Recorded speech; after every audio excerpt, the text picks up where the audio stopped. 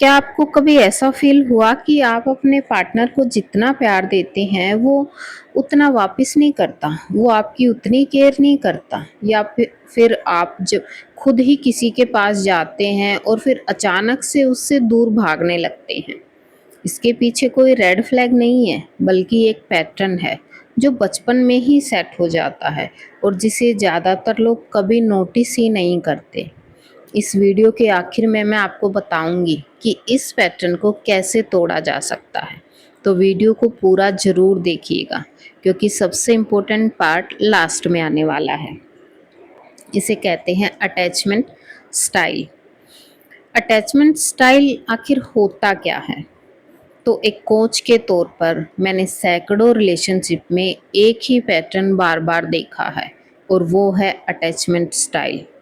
बचपन में हमारा अपने पेरेंट्स या केयर गिवर्स के साथ जो बॉन्डिंग होती थी, वही पैटर्न हम बड़ी उम्र में अपने रोमांटिक रिलेशनशिप में रिपीट करते हैं।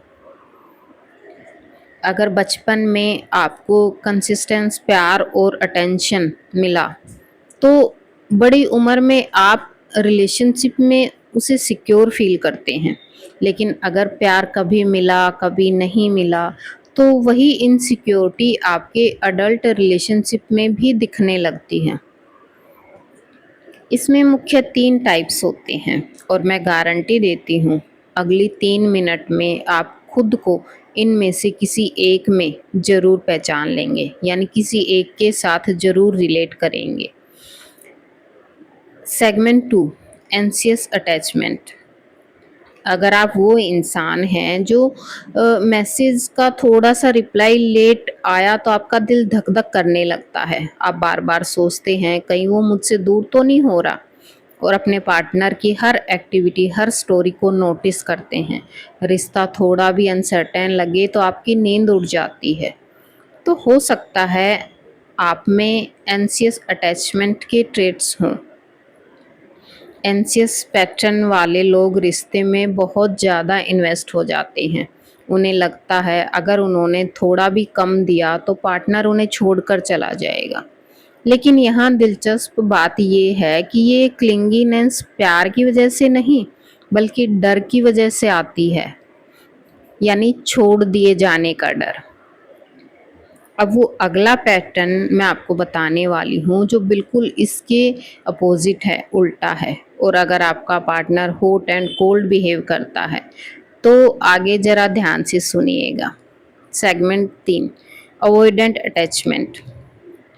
अगर आपका पार्टनर इमोशनल बातों से बचता है, आई लव यू बोलने में हिचकिचाता है, जब रिश्ता क्लोज होने लगता है तब अचानक दूर हो जाता है, कमिटमेंट के नाम से ही घबरा जाता है, तो उसमें अवॉइडेंट अटैचमेंट के ट्रेट्स हो सकते हैं। अवॉइडेंट लोग भी दिल से डीप कनेक्शन चाहते हैं, लेकिन उन्हें क्लोजनेस से डर लगता है, क्योंकि कहीं ना कहीं उन्होंने ये सीखा ही नहीं कि इमोशनल डिपेंडेंसी सेफ होती है।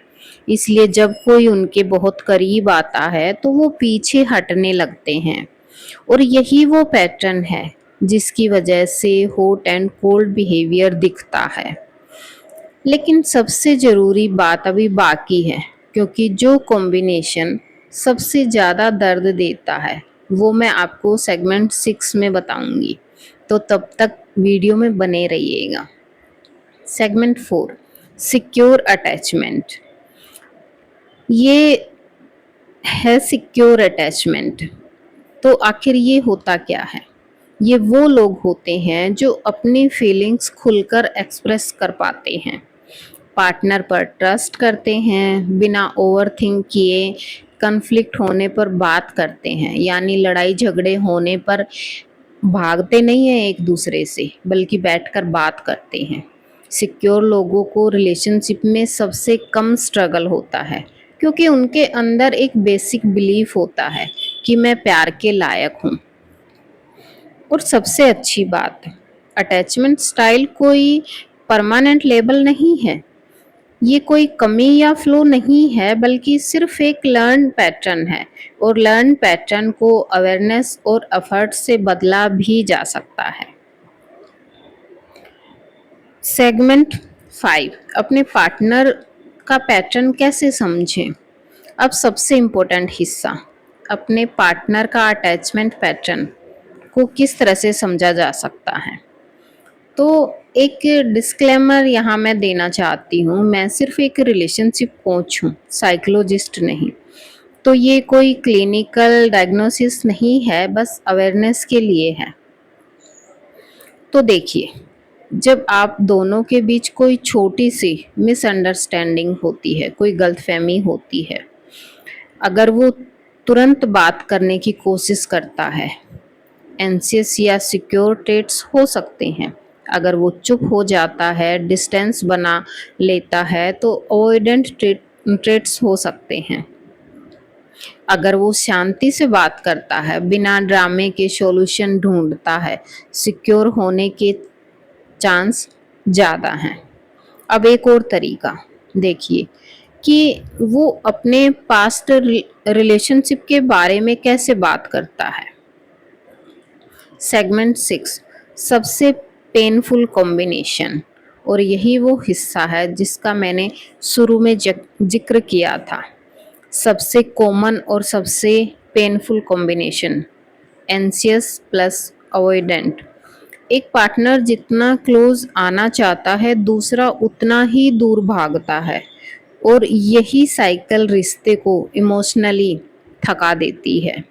एंशियस पार्टनर सोचता है मुझे और प्यार देना पड़ेगा ताकि वो मुझे ना छोड़े, जबकि अवॉइडेंट पार्टनर सोचता है मुझे स्पेस चाहिए वरना मैं दब जाऊंगा। दोनों अपनी जगह सही होते हैं, लेकिन दोनों एक दूसरे की इनसिक्योरिटी को ट्रिगर करते रहते हैं। इसलिए सिर्फ अपना पैटर्न समझना काफ़ी नहीं है, पार्टनर का पैटर्न समझना भी उतना ही ज़रूरी है। तभी आप समझ पाते हैं कि उसका दूर हो जाना प्यार की कमी नहीं, बल्कि उसका डिफेंस मैकेनिज्म है। सेगमेंट 7, पैटर्न को कैसे बदलें। तो अब वो हिस्सा जिसका मैंने स्टार्टिंग में वादा किया था, प्रॉमिस किया था, सिक्योर बनने का पहला स्टेप है अवेयरनेस। बस अपना पैटर्न पहचान लेना ही आधी लड़ाई जीत लेना है। दूसरा स्टेप कम्युनिकेशन। जब आपको लगे कि पार्टनर दूर हो रहा है, उस पर रिएक्ट करने की बजाय कामली अपनी फीलिंग्स एक्सप्रेस कीजिए। और तीसरा पेशेंस। ये पैटर्न सालों से बने हैं, तो बदलने में थोड़ा वक्त तो लगेगा, खुद के साथ भी और पार्टनर के साथ भी। अगर आपको लगता है कि ये पैटर्न आपकी मेंटल हेल्थ या रिश्ते को डीपली इफ़ेक्ट कर रहे हैं, तो किसी लाइसेंस्ड थेरेपिस्ट से बात करना बेस्ट रहेगा। मैं यहाँ सिर्फ अवेयरनेस और गाइडेंस के लिए हूँ। तो अब आप समझ गए होंगे कि रिश्तों को जो बार बार होने वाली प्रॉब्लम होती हैं, उनका कनेक्शन कहीं ना कहीं हमारे बचपन के अटैचमेंट पैटर्न से जुड़ा होता है। तो कमेंट में ज़रूर बताएं कौन सा पैटर्न आपको सबसे ज़्यादा रिलेटेबल लगा, एंशियस, अवॉइडेंट या सिक्योर। और अगर ये वीडियो हेल्पफुल लगी हो तो चैनल को सब्सक्राइब ज़रूर कर लीजिए, क्योंकि अगली वीडियो में हम बात करेंगे कि सिक्योर अटैचमेंट कैसे बनाया जाए, स्टेप बाय स्टेप। तो चलिए मिलते हैं अगली वीडियो में।